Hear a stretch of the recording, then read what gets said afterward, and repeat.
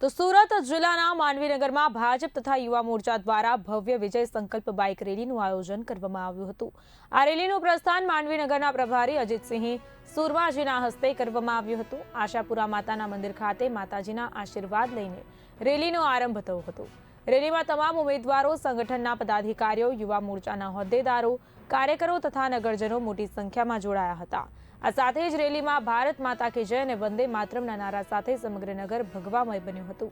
આ રેલીનું પ્રસ્થાન ધારાસભ્ય કુંવરજી હળપતિના કાર્યાલયથી કરવામાં આવ્યું। આ પ્રસંગે સુરત જિલ્લા મહામંત્રી જગદીશ પારેખ, માંડવીનગરના ચૂંટણી કન્વીનર નટુભાઈ રબારી, નગર ભાજપ પ્રમુખ પ્રિતેશ રાવળ, વિજય પટેલ સહિતના આગેવાનો ઉપસ્થિત રહ્યા હતા।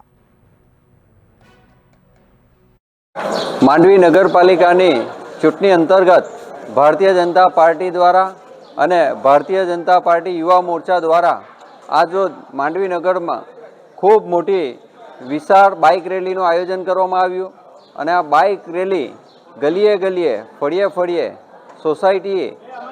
સોસાયટી અને સમગ્ર માંડવીને કવર કરીને આજે કુંવરજીભાઈ હળપતિ સાહેબના કાર્યાલય ખાતે આ રેલીનું સમાપન કર્યું છે।